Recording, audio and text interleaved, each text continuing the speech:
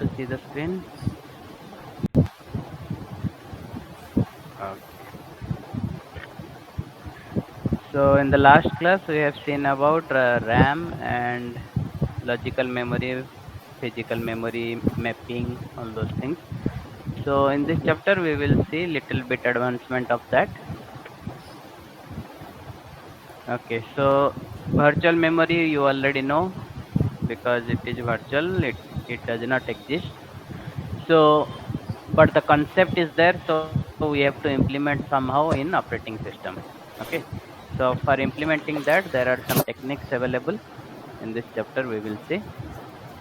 So till now, what we understood is whenever we want to execute any code, it has to be brought into the memory before execution, and then only we will execute. Okay, so entire program we cannot able to fit, that's why we will fit only part of the program.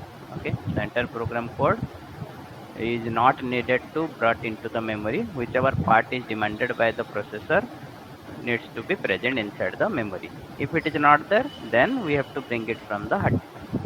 Okay, so considering ability to execute parallel loaded program, that means we are using multi-programming and we need lots of programs to be executed parallelly. So that's why the RAM is not sufficient for all the processes. Okay, so that's why we will not bring the full code into the RAM. Okay, because it is limited. The RAM size is limited. Okay, so these things we already know. Also, we need to access left IO. IO means in this case we are referring to the hard disk. Hard disk is a input device for the RAM. So that's why we want to access the hard disk as less as possible. That means when it is needed, then only we will use the hard disk. So that's why. So less IO needed to load or swap programs into the memory. Okay, load means swap in, and swap means swap out from the memory. Okay, so we have to do less number of these operations. Okay, we have to give we have to get less data from hard disk, and we have to swap out less data from the memory. Okay, so for that we have to do something, and we already know that there is a virtual memory concept exists. That means which will separate your logical memory from the physical memory. Okay, and all these things we have already seen. So let's directly jump into how to implement virtual memory. Virtual memory can be implemented by two ways. One is demand paging, another one is demand segmentation. So we have seen two types of memory, what is that, memory management in the previous class, paging and segmentation, right? So in this case we will see only demand paging and demand segmentation. What is that? This is very simple. Whenever one page is demanded by the processor, then only we will bring it to the memory, or whenever some segment will be demanded by the processor, then only that segment will be brought into the memory. So that is a very simple type of explanation for demand paging. Okay, so virtual memory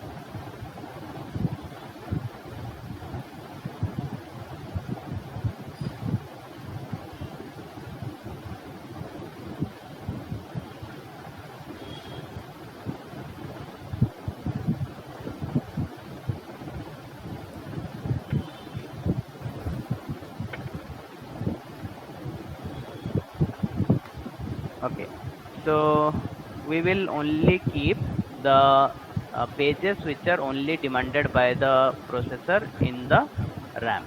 Okay, so rest of the pages will be where inside the hard disk. Okay, so that's how is the concept of virtual memory with demand paging.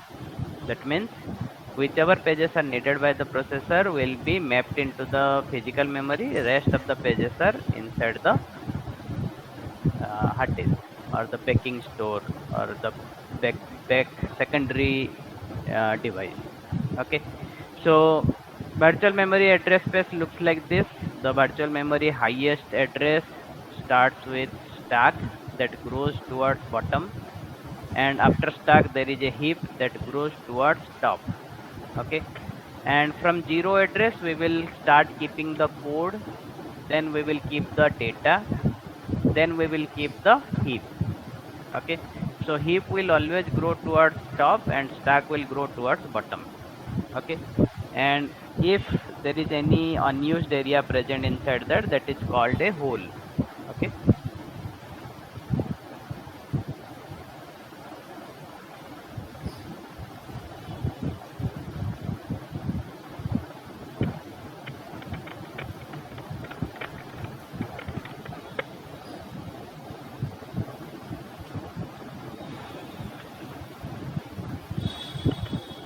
okay, so this memory address will grow towards this stack will grow towards the bottom and heap will grow towards the top. So what we will do, we will not create pages for this empty area.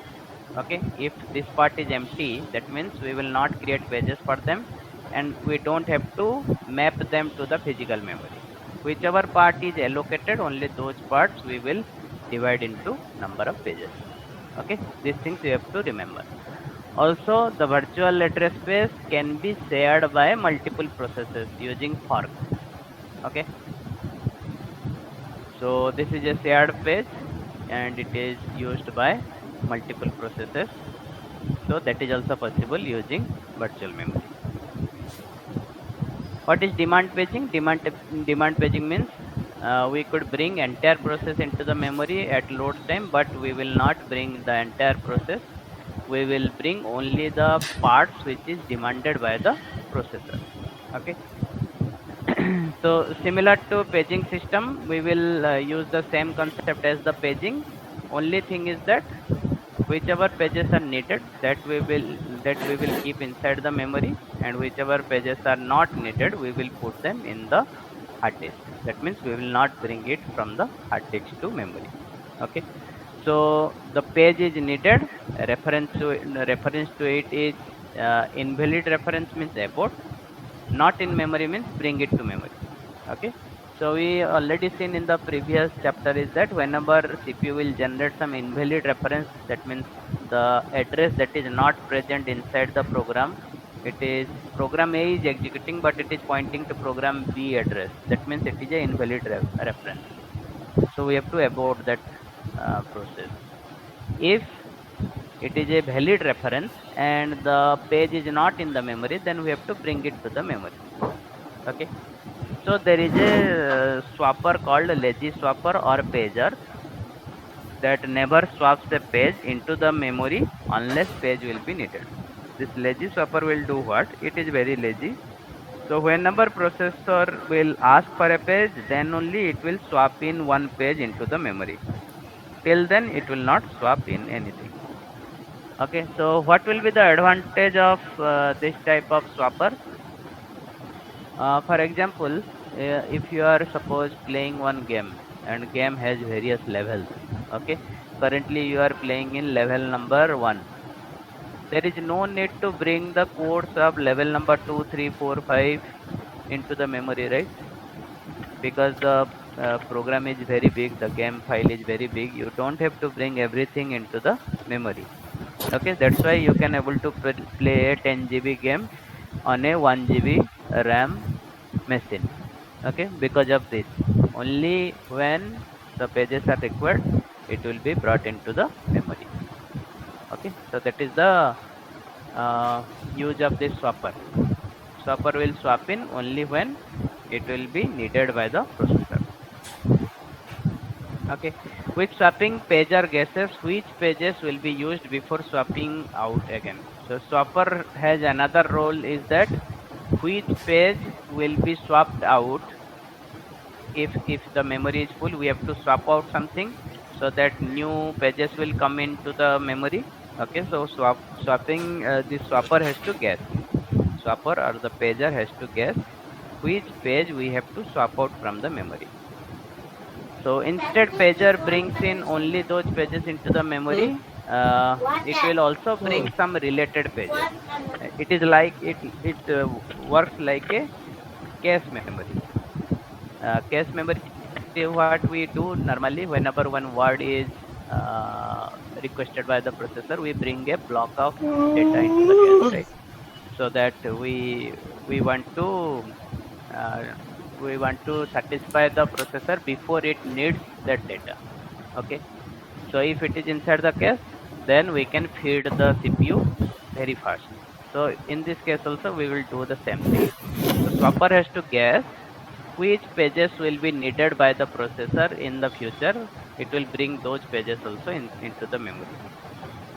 So MMU needs some extra functionality to find out these predictions. So MMU will have some extra bits to find out which pages will be needed by the processor. So that thing also we have to implement using some hardware. If pages needed are already in memory, then there is no problem. But if it is not there in the memory, then we have to detect and load that page into the memory from the storage without changing any program behavior. That means the programmer don't have to change anything, or the user will not be notified about that your page is not there in the memory. Okay, so OS will take care of all these things. So in the last class I have told you there is a valid invalid wait in your page table.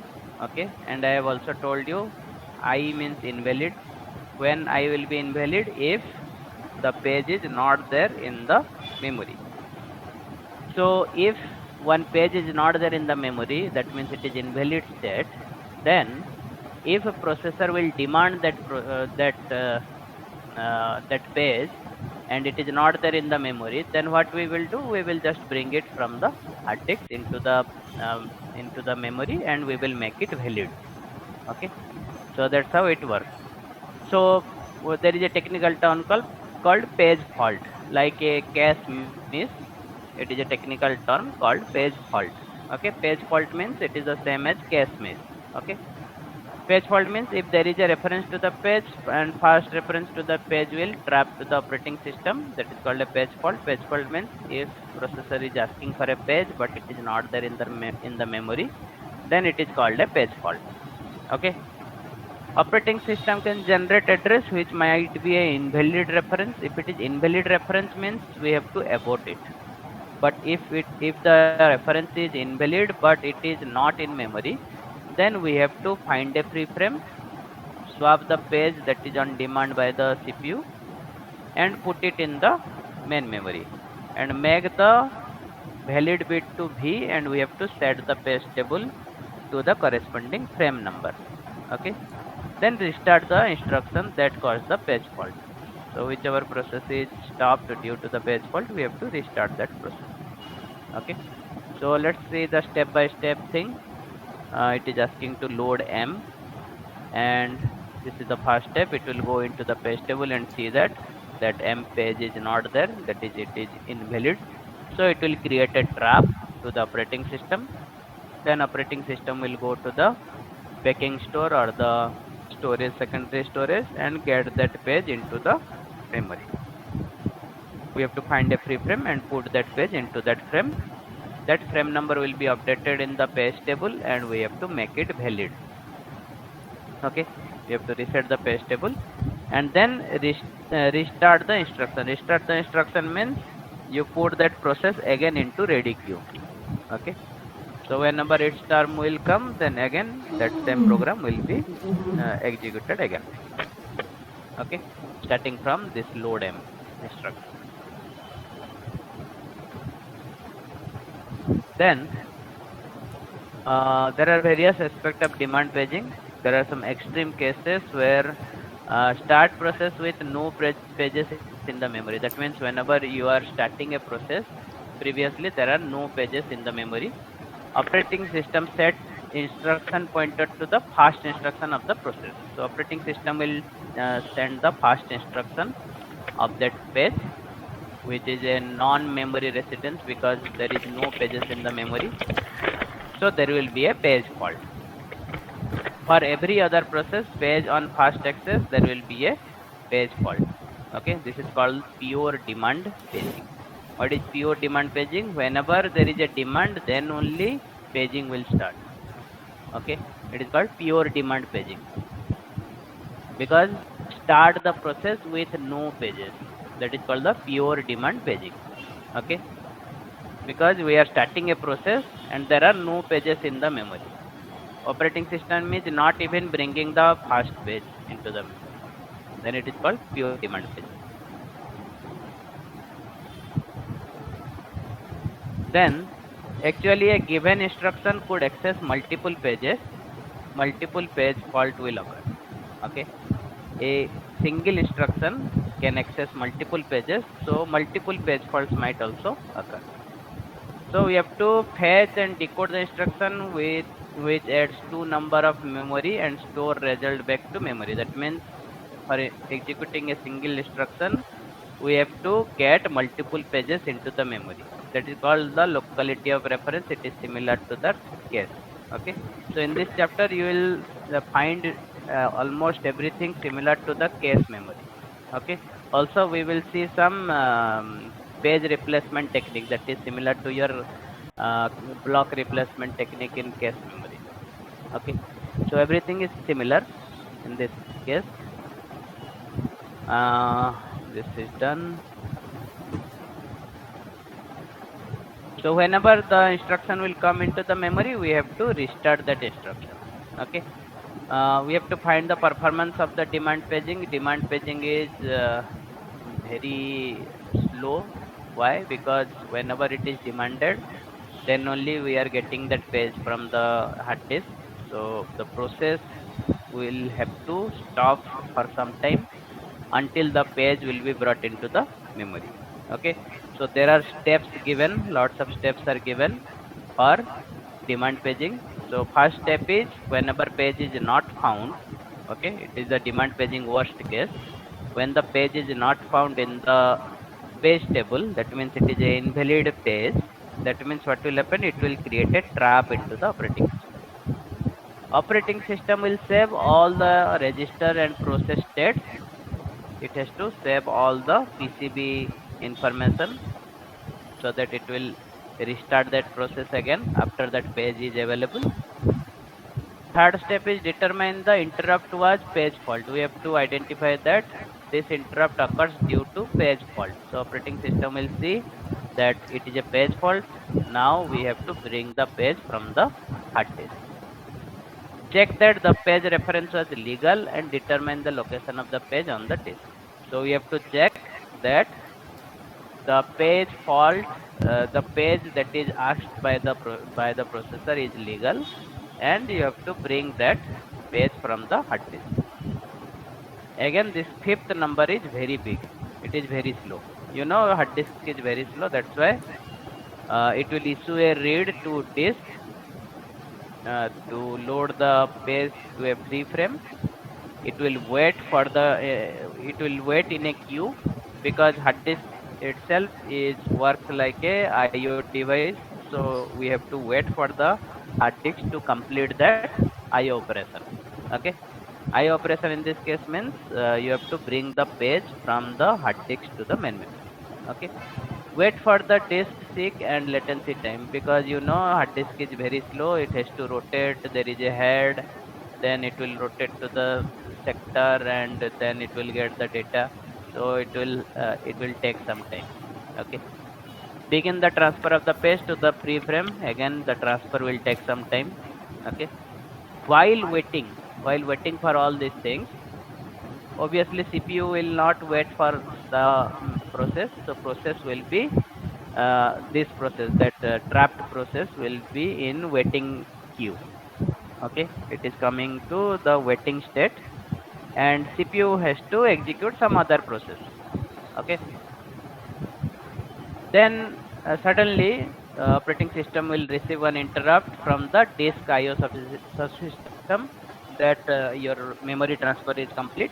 Okay, the saved register process status of other users, we have to, whenever interrupt will come, then we have to save the register and process status of the current program that is executing. Okay, determine that the interrupt was from the disk. we have to find out that this interrupt that came is just from the disk. Now our data transfer is complete for this process. Okay, we have to correct the page table. We have to mark the page table as valid now from invalid. We have to set the frame number. Okay, then wait for the CPU to be allocated to this process again. We have to wait for the CPU to be allocated to the process again by putting it again into the ready queue. Okay, so now the process will go from waiting state to the ready state, so that it will get the CPU again and restart its execution. Okay, you have to restore the user's register, whatever registers you have saved, process state, everything. You have to restore those things. Okay, and resume the interrupted instruction. We have to resume the interrupted instruction that is interrupted here. Where? This one, point number 8. Okay, so this is how your demand paging works. Okay, there are two processes. One process that is interrupted because of page fault. Another process is there which is running after this process. Then there is an interrupt will come from the hard disk that my work is done, so that process will be interrupted, and now everything we will fix for this process, and then the previous process will restarted, and the trapped process will be put into the ready queue. Okay, so this is how this demand paging will work. Any doubt in this? Anyone is having any doubt?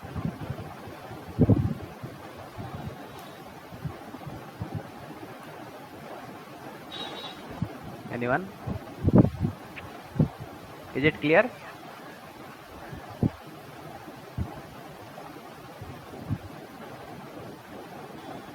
Fifth point. Okay, in fifth point, what we are doing, we are issuing a read request to the disk, hard disk.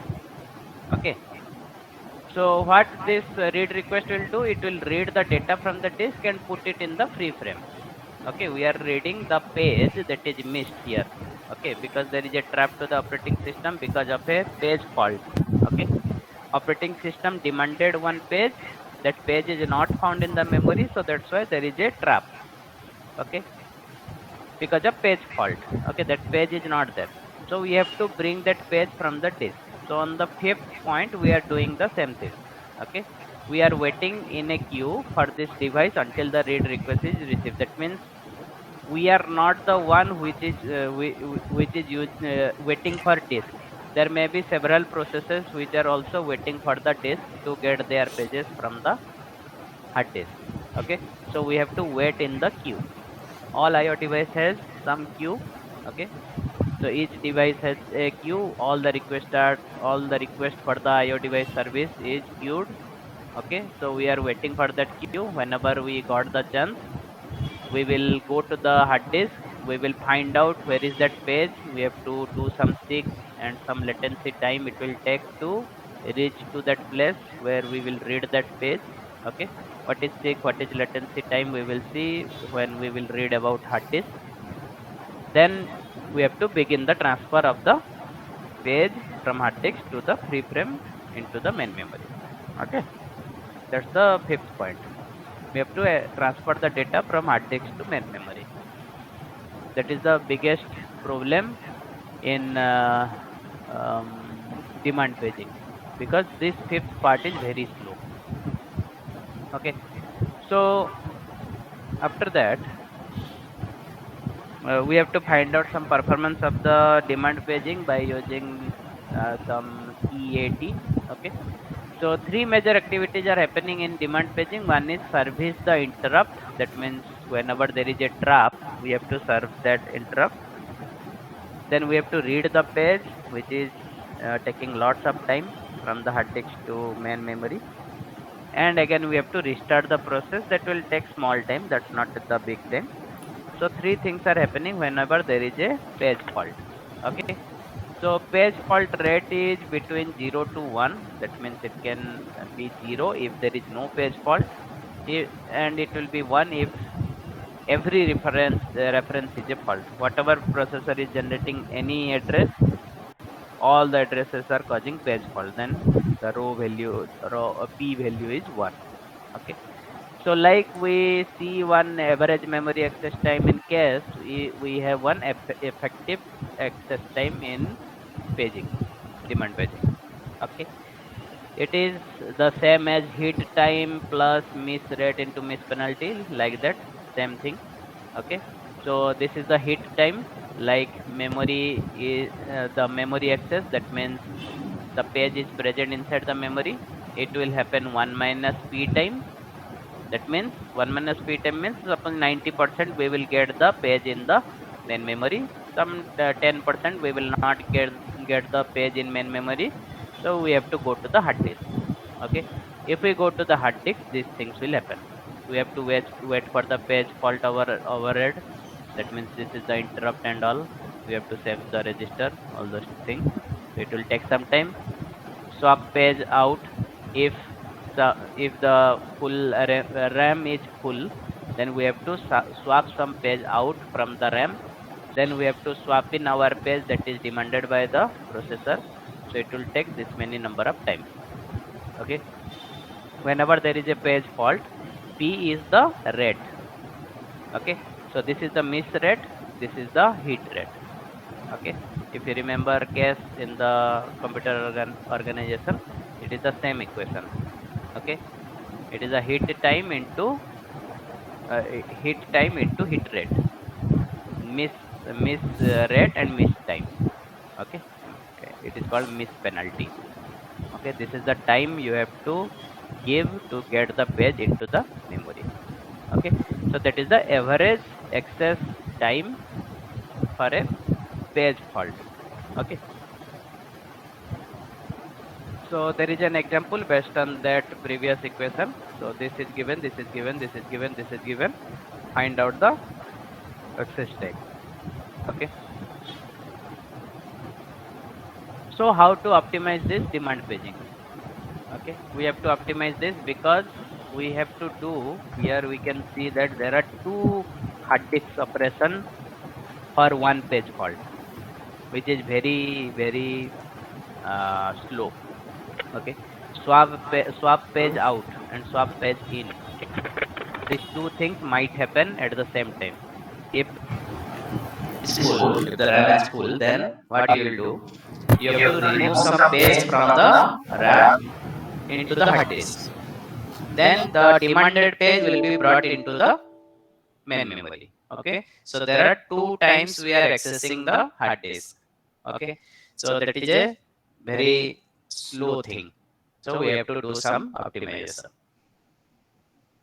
Swap space is the first optimization. We will create a swap space inside our hard disk. Okay, in the last class I think I have told you what is a swap space. Let me show you one more thing, one more time. uh, Advanced system setting. Okay, in performance optimization you will be having a space called virtual memory, or it is the swap space. Okay, so we have, it is automatically taken, recommended size is this much swap space, and currently allocated is this much.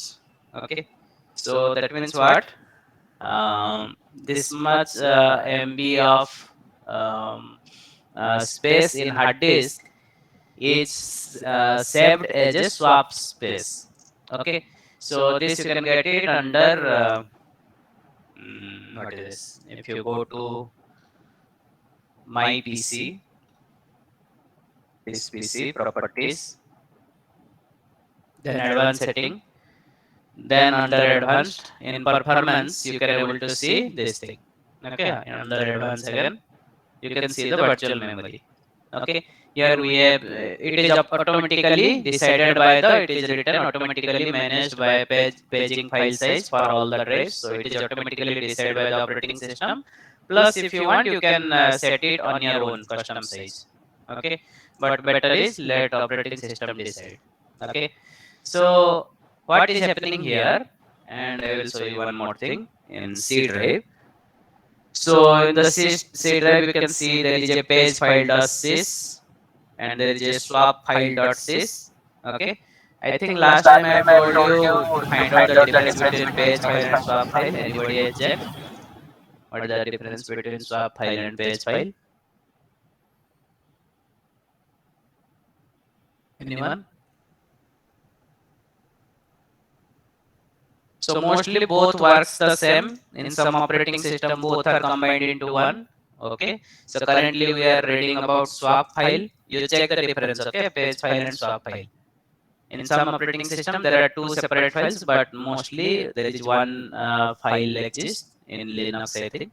But in Windows, they are splitting it into two for more performance improvement. Okay, you can see this page file is 19 GB, swap file is around how much? 16 MB. Okay, again we will see why it is 16 MB.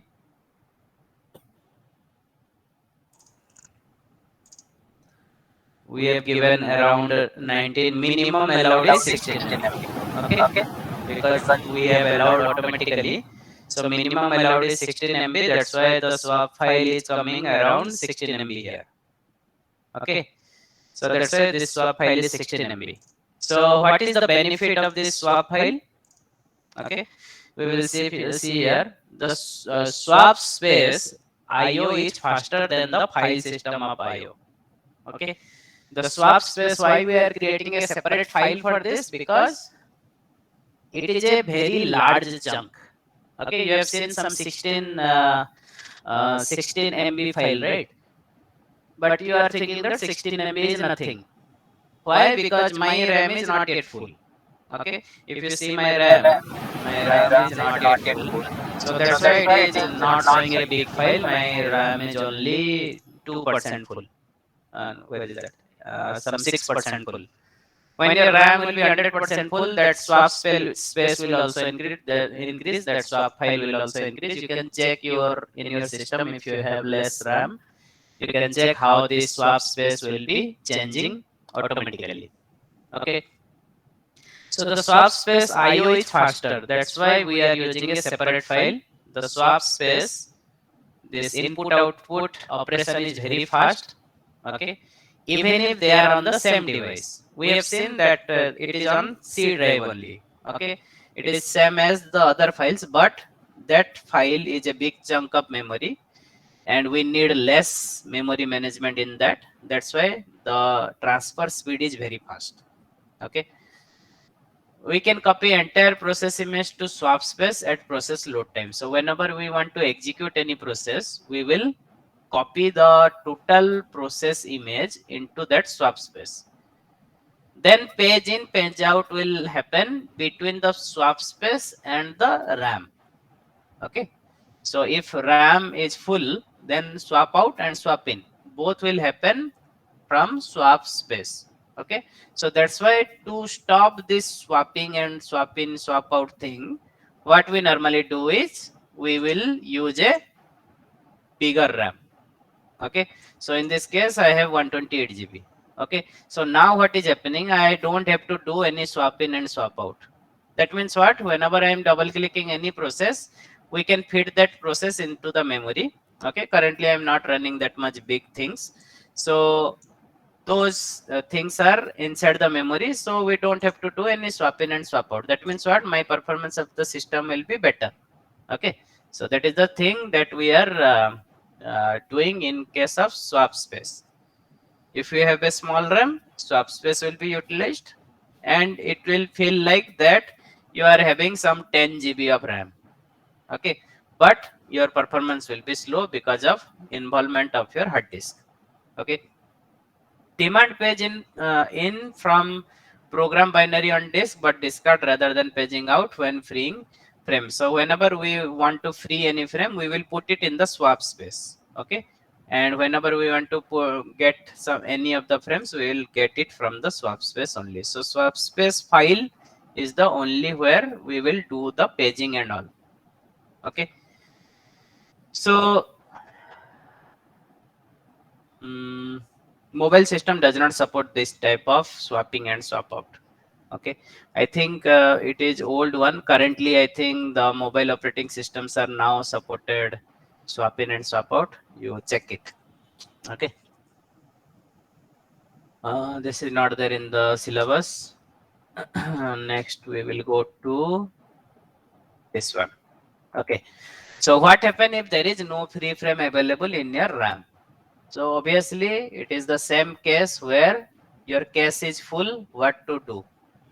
So when cache is full, what we does? We have done that. We have applied some replacement algorithm, and we have replaced.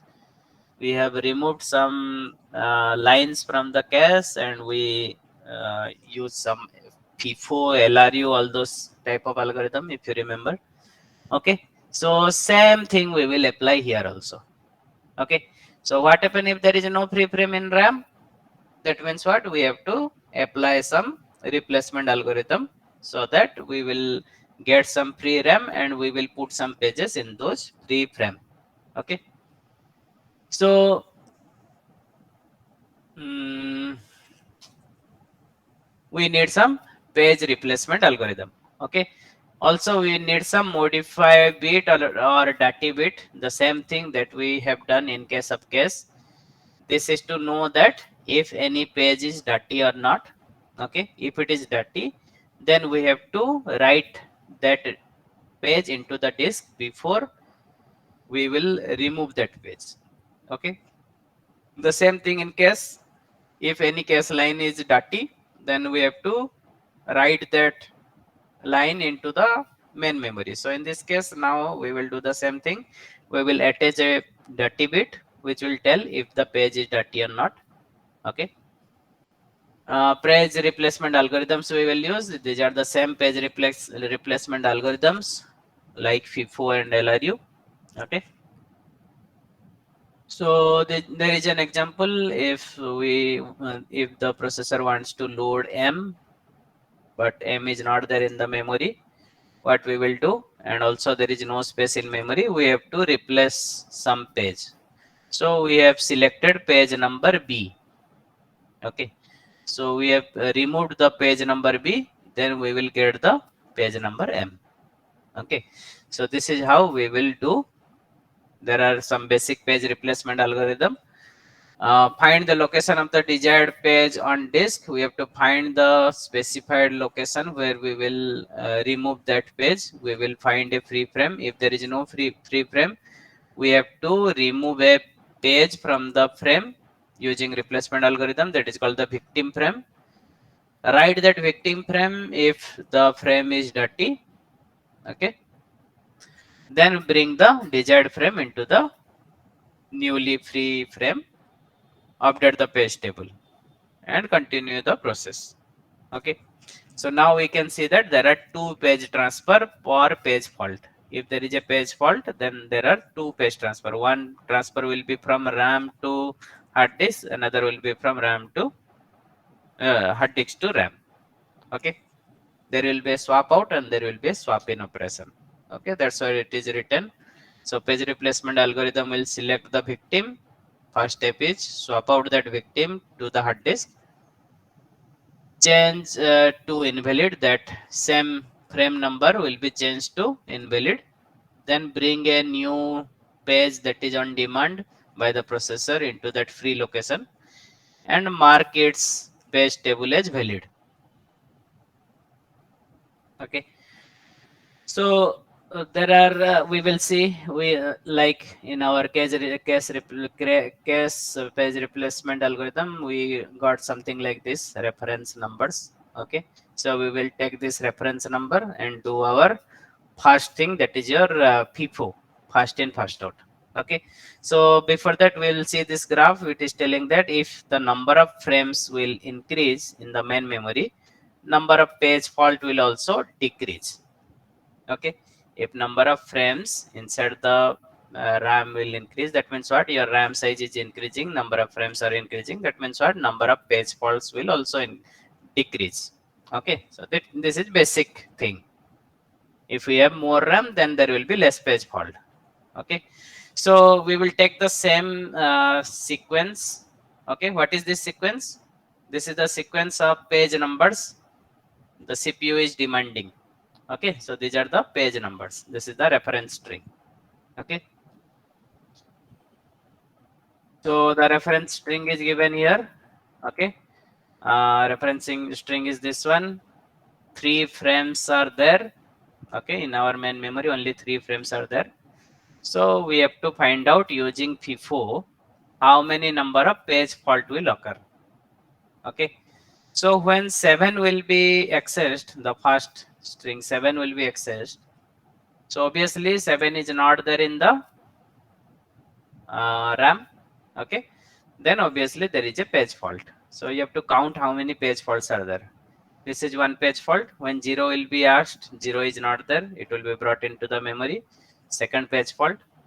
1 is also not there in the memory for the first time. So there will be third page fault. Then 2. RAM is full now. Which one we have to replace? We have to replace the oldest page. First in, first out. Whichever page is first in, that will be first out. So whichever page is first in, 7. So we will replace 7 and put 2 in place of 7. Okay. So obviously there is another page fault because 2 is not available when processor demanded. So there is a page fault. Then after 2 there is a 0.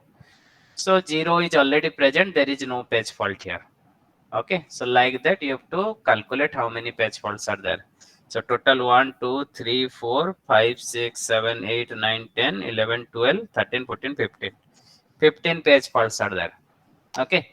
So now I am giving the same task to you. Find out how many page faults for 4 frames. Okay. Do it and let me know. I am waiting. Do the same sequence with 4 frames. Tell me how many number of page faults are there.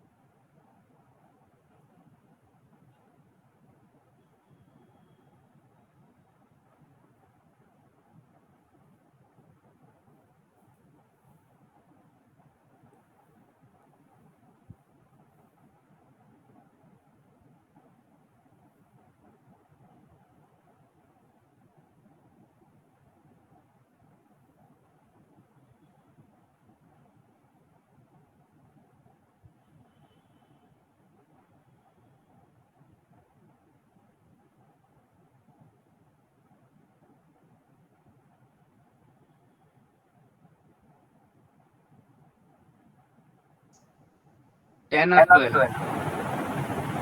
Check it again. 10. Yes. Right. Right. 10. Yes.